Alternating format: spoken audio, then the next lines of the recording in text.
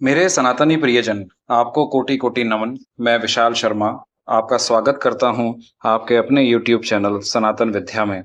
आज का विषय है रात्रिचर्या। आइए प्रारंभ करते हैं। सर्वप्रथम, सोने से पूर्व।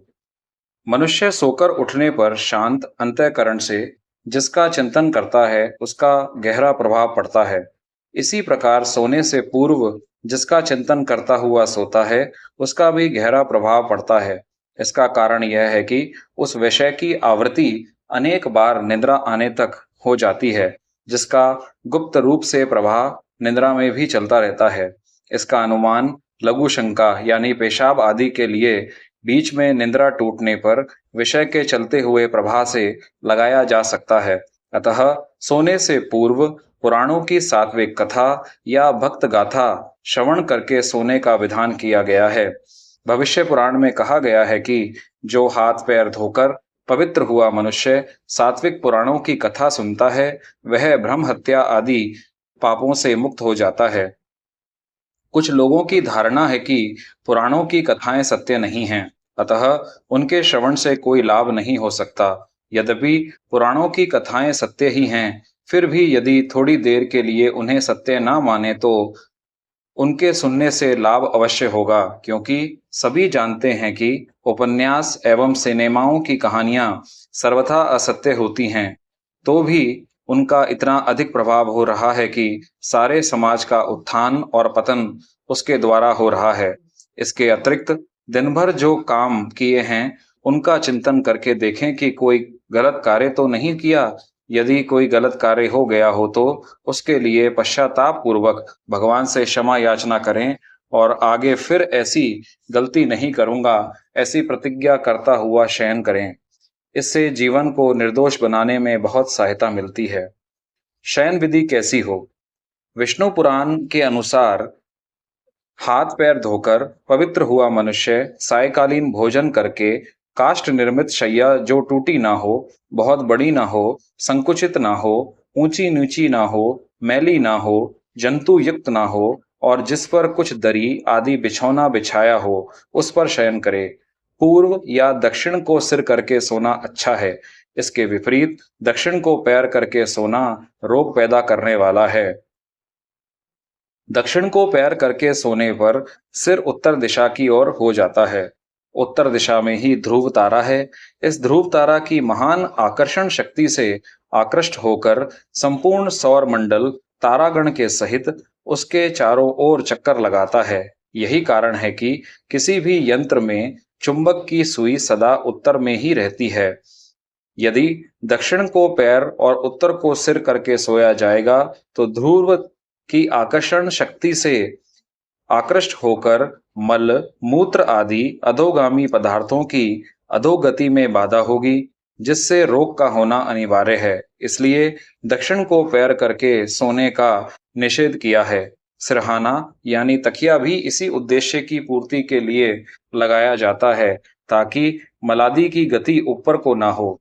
चारपाई के सिरहाने के दो पायों को भी इसलिए ऊंचा रखा जाता है। शयन विधि के और सब हानि लाभ तो स्पष्ट हैं ही। अब स्त्री गमन। स्त्री सहवास के दो उद्देश्य हैं। पहला, पुत्र उत्पादन द्वारा वंश की रक्षा तथा पितृ ऋण से उऋण होना। दूसरा, शरीर को हानि ना पहुंचाते हुए सुख भोग करना। इसमें से पहला उद्देश्य ही मुख्य है। शास्त्र मर्यादा अनुसार संतान उत्पादक काम को भगवान ने अपनी विभूतियों में गिना है। अमावस्या, पूर्णिमा, चतुर्दशी और अष्टमी, इन चार पर्व कालों को छोड़कर ऋतु काल में स्व स्त्री के पास जाएं। स्व स्त्री का अर्थ है स्वयं की धर्मपत्नी। स्त्री की प्रसन्नता का व्रत लेने वाला ऋतु काल के अतिरिक्त काल में भी रति कामना से जाए। स्त्रियों का स्वाभाविक ऋतु काल रजो दर्शन के दिन से 16 रात्रि का होता है। इनमें से 11वीं और 13वीं रात्रि के सहित प्रथम की 4 रात्रियां निंदित हैं। रजस्वला अपवित्र। स्त्री शरीर में 1 मास तक आर्तव अर्थात एक प्रकार का दूषित रक्त एकत्रित होता रहता है। वह कुछ काला और दुर्गंध युक्त होता है। उसी को वायु योनि द्वार से निकालता है। यह बात सुश्रुत संहिता में कही गई है। रसवला द्वारा अनेक बार स्पर्श की हुई तुलसी धीरे धीरे सूख जाती है। इससे यह स्पष्ट हो जाता है कि रसवला स्त्री के सारे शरीर में विषाक्त परमाणु निकलते रहते हैं। इसी शरीर विज्ञान के आधार पर धर्मशास्त्रों में रसवला स्त्री के हाथ का भोजन करना या जल पीना ही मना नहीं किया, अपितु स्पर्श करना भी मना किया है। यही कारण है कि आयुर्वेद तथा धर्मशास्त्र दोनों में ही 4 दिन रसवला स्त्री के साथ संभोग करना मना किया है तथा उसे प्रज्ञा, तेज, यश, नेत्र तथा आयु का नाशक कहा है। अष्टमी आदि में निषेध है।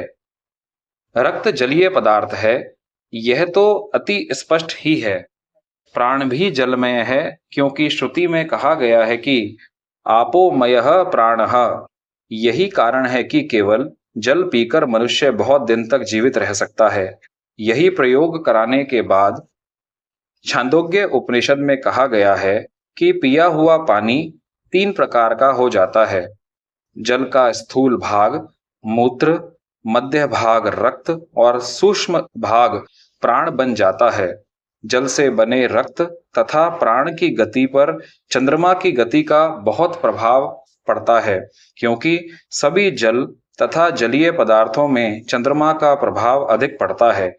इसका प्रत्यक्ष समुद्र तट पर जाकर कोई भी दर्शन कर सकता है।